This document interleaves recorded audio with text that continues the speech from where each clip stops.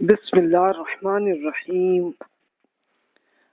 آج ہم ایک نئے ٹاپک سے شروع کر رہے ہیں کہ سیاست سے متعلق فقہی سوالات، اور اب ظاہر ہے اس کے لیے کوئی ایک سوال سے تو نہیں چلتا، لیکن آج اس پہلے لیکچر میں ہم سیکولرزم اور نیشنلزم کے جو تصورات ہیں تو اس کی ہم ڈسکشن جو ہے وہ شروع کرتے ہیں۔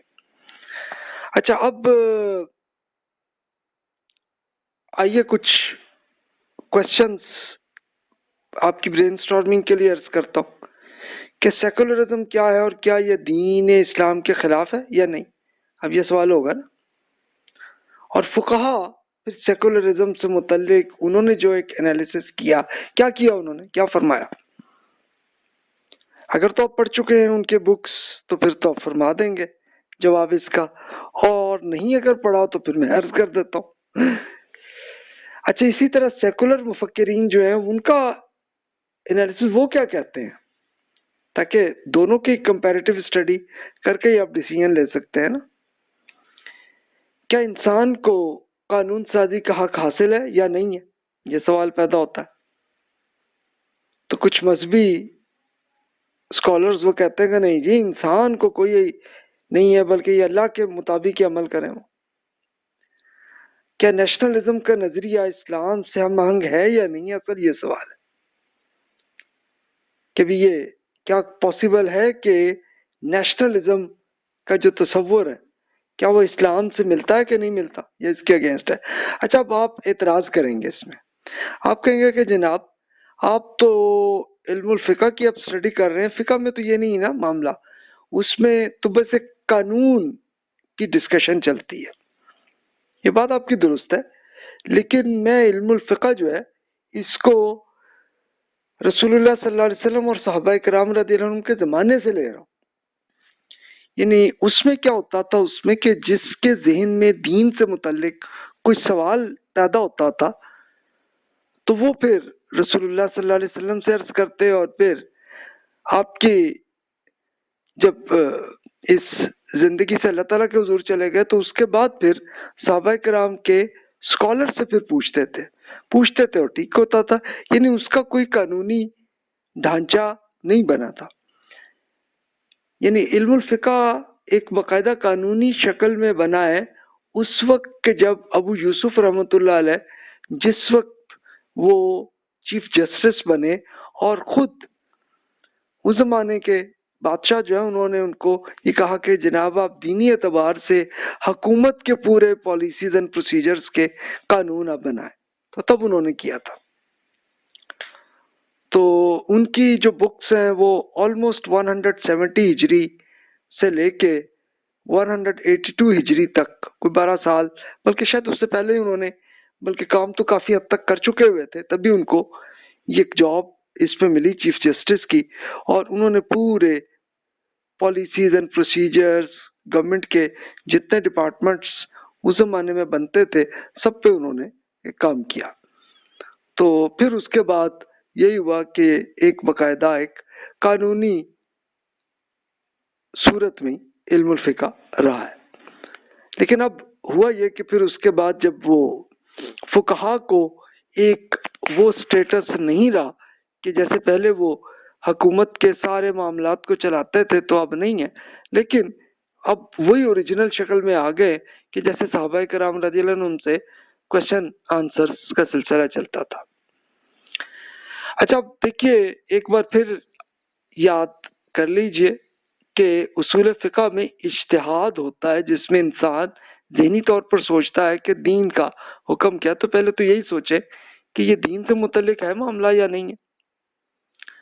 اپنے بینیفٹ کو اگنور کریں، چھوڑ دیں، اس پہ غور نہ کریں، اور تعصب یعنی کہ آپ کسی گروپ کے ساتھ ہیں تو اس گروپ کو بھی چھوڑ دیں، اور صرف اللہ تعالیٰ کے احکامات پہ ہی فوکس کیجئے، اور قرآن مجید اور رسول اللہ صلی اللہ علیہ وسلم کی سنت کی اسٹڈی کریں۔ اگر تو وہیں جواب مل گیا یہ دین کا حکم ہے اور نہیں ہے تو اچھا، اس کے لیے سنت متواترہ جو ہے کہ جس پہ رسول اللہ صلی اللہ علیہ وسلم نے تمام اہل علم کو جو پوری ایکسپلین کر دی اور پریکٹیکل کر دی، تو وہ سنت متواترہ ہے۔ تو اس کے لیے ہزاروں احادیث ہوتی ہیں، اس میں آپ پڑھیں، مل جائے ٹھیک ہے، پھر تو یہ دین کا حکم ہے۔ اچھا، اور اگر کسی ایک ہی سوال کا جواب حدیث میں ملا ہے تو پھر حدیث کو بھی آپ چیک کر لیں کہ حدیث اوتھینٹک ہے یا نہیں ہے۔ اگر اوتھینٹک ہے تو پھر اس میں آپ کے کوشچن کا آنسر مل گیا تو پھر تو وہ رسول اللہ صلی اللہ علیہ وسلم کا جواب مل گیا، بات ختم، پھر تو وہ دین کا ہی ہوا معاملہ۔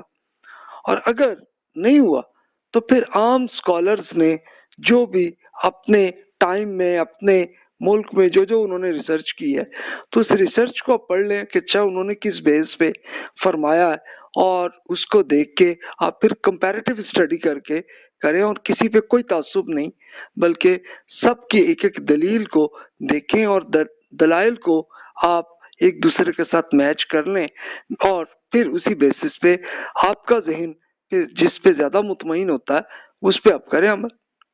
اور ابھی تک کے جتنے لیکچرز آپ سن چکے ہیں تو میں نے اپنا پوائنٹ آف ویو میں نے بیان نہیں کیا، بلکہ میں نے یہی کیا کہ مختلف اسکالرز نے جو دلائل پیش کیے ہیں تو ان اسکالرز کے نام لیے بغیر ہی ان کے صرف دلیل آپ کے سامنے عرض کر دیے تھے کہ آپ جناب، اچھا کچھ پوائنٹس پہ تو میں نے اسکالرز کا نام بھی لیا لیکن اکثر جگہوں پہ نہیں کیا تاکہ لوگوں میں تعصب نہ ہو۔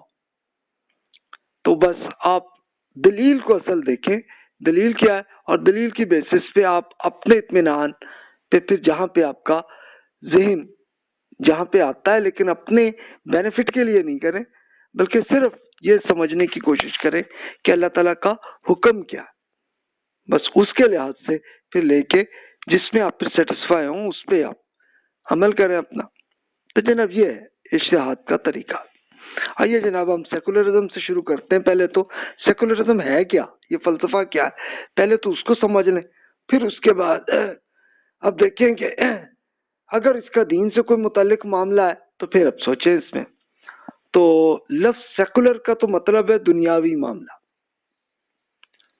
سیکولرزم کا مطلب یہ ہے کہ مذہب کو انسان کی ذاتی معاملات سے متعلق کر دیا جائے، یعنی پریکٹیکلی یہ ہوا، اور اجتماعی دنیاوی معاملات کو مذہب کی بنیاد پر نہ چلایا جائے بلکہ ان کا فیصلہ خالصتاً انسانی عقل کی بنیاد پر ہو، اور اس معاملے میں مذہب کا عمل دخل ختم کر دیا جائے۔ پریکٹیکلی یہ ہوا، اور یہ ہوا کہاں سے؟ یورپ سے شروع ہوا ہے سلسلہ، اور انہوں نے مذہب کے معاملے کو ایک اجتماعی معاملے میں، یعنی جب پوری قوم کی اگر بات چل رہی ہے تو وہ کہتے ہیں یہ تو دنیاوی معاملہ ہے، اس کو تو مذہب کی اس میں کوئی ڈسکشن ہی نہ کرو، کوئی معاملہ، بس وہ انسان سارے مل کے وہی فیصلہ کر لیں اور چلے معاملہ۔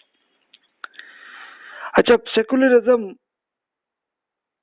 پہ ایک برٹش ایک فلسفی جارج جیکب صاحب، یہ 1906 میں ان کا انتقال ہوا ہے، تو اب ظاہر ہے کہ اس زمانے میں یہ بالکل ایک میچور سیکولرزم ہو چکا تھا، تو انہوں نے پورا سے وہ ایکسپلین کرتے ہیں، ان کا ترجمہ میں عرض کر دیتا ہوں کہ وہ کہتے ہیں کہ سیکولرزم عیسائیت کے خلاف کوئی دلیل نہیں ہے، یعنی صرف عیسائیت تو اس لیے کہہ رہے ہیں نا کہ وہ انگلینڈ میں یہی تھی مین اس زمانے میں، تو لیکن ان سے پھر یہی مراد ہے کہ جتنے بھی مذہب ہیں اس کے خلاف کوئی دلیل نہیں ہے، اس سے یہ بالکل علیحدہ بات ہے۔ یہ عیسائیت کی یا کسی مذہب کے عقائد پر اعتراض نہیں کرتا بلکہ یہ اپنے عقائد پیش کرتا ہے۔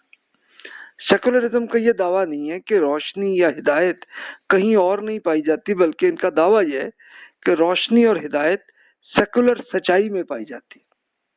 تو ان کا پوائنٹ آف ویو یہ ہے۔ تو یہ ایک اسکالر جو اس زمانے کہتے ہیں ان کا ہے، لیکن آج کل کے جو سیکولرزم کے جو فلسفی ہیں تو ان کا اب خود ان کا پڑھ لیں کہ وہ کیا فرماتے ہیں۔ اب سیکولرزم انسان اور کائنات کے حوالے سے کسی مخصوص نقطہ نظر کا حامل نہیں ہے۔ وہ کہتے ہیں نہیں جی، کسی بھی ایک مذہب کی طرح ہے معاملہ، اس میں ہر مذہب کی گنجائش موجود ہے اس میں۔ پھر وہ یہ کہتے ہیں کہ سیکولرزم کی بنیادی قدر رواداری کی ہے، یعنی ہر مذہب کے ماننے والوں کو اپنے مذہب پر عمل کی مکمل آزادی دی جائے۔ اور پھر اس کے بعد وہ یہ کہتے ہیں اس میں، یعنی عام طور پر جو میجورٹی ہے، لیکن ظاہر ہے کہ کچھ فلسفی ایسے مل جائیں گے کہ جو مذہب کے خلاف بھی بات کر رہے ہوں گے. میں یہ نہیں کہتا کہ یہ بالکل ایک سٹینڈرڈ بن گیا، لیکن میجورٹی کا یہ پوائنٹ آف ویو ہے. پھر سیکولر سوسائٹی کسی چیز کو بطور ہدف اختیار نہیں کرتی. کسی معاشرے کے جو مشترک مقاصد اور اہداف ہیں، ان سے متعلقہ مسائل کے حل کے لیے ایک مشترک قانونی فریم ورک بنایا جا سکتا ہے، مگر اس کا دائرہ محدود تر ہونا چاہیے. تو یہ ہے. لیکن اب آپ اعتراض کریں گے اگر آپ نے مثلا فرانس کے آپ نے اگر کی اسٹڈی، تو وہ تو مذہبی معاملات پہ بھی ایک کچھ پابندیاں کر دیتے ہوتے ہیں. مثال کے طور پر جیسے انہوں نے مسلم خواتین پہ یہ انہوں نے کیا نا کہ نہیں جی آپ یہ کوئی برقع اور یہ آپ نہیں پہنیں گی. یہ دیکھیں کہ انہوں نے اس کا مطلب یہ ہے کہ وہ پھر پیور سیکولرزم پہ نہیں ہے وہ، بلکہ کچھ ان کے ہاں ڈکٹیٹرشپ بھی ہے. تو یہ نظر آتا ہے. اسی طرح آپ کو رشیا، چائنا میں آپ کو ایگزامپلس ملیں گی. لیکن انگلینڈ کے لحاظ سے آپ سوچیں تو وہ ایک پیور سیکولرزم ہے. ٹھیک ہے، اس کی ملکہ جو ہے وہ کہتی ہیں کہ جی میں کرسچینٹی کی ایک نمائندے کے طور پر ہوں، لیکن دنیاوی معاملات میں وہ پھر کچھ مذہبی معاملے میں نہیں آتی ہوں معاملہ جو ہے. تو یہ ایک ایگزامپل ہے. اب سیکولر معاشرے کو اپنے افراد اور اقلیتی گروہوں کا احترام کریں، یعنی سارے جو کسی بھی مذہب کا ہو اس کا احترام کریں. پھر معاشرے کے تمام افراد برابر ہیں. ہر فرد کی اس معاملے میں مدد کرنی چاہیے تاکہ وہ اپنے اپنے شعبے میں کمال پیدا کر سکے کہ جو جس مذہب پہ بھی ہے اس کی ہیلپ بھی کرے. تو ایک بڑا اچھی بات ہے، لیکن پریکٹیکلی آپ کو کم نظر آئے گی. طبقات اور ذات پات کی تفریق کا ختم کر دینا چاہیے. تو یعنی ایک طبقہ سے مراد کہ کوئی مثال کے طور پر کوئی ملٹری والے ہیں، کوئی بیوروکریٹس ہیں، کوئی مذہبی لوگ ہیں، کوئی عام آدمی ہے، وہ کہتے نہیں جی ان سب کو بالکل برابر سمجھنا چاہیے. اب اس کے لیے یہ جارج واشنگٹن صاحب 1783 میں ان کا انتقال ہوا، اور جارج واشنگٹن صاحب ہی وہ صاحب تھے جنہوں نے ایک پوری یعنی وہ اصل میں اس زمانے میں تو انگریزوں کی حکومت تھی، لیکن انہوں نے ایک باقاعدہ انقلاب کر کے اور پھر امریکہ کو آزاد کیا تھا.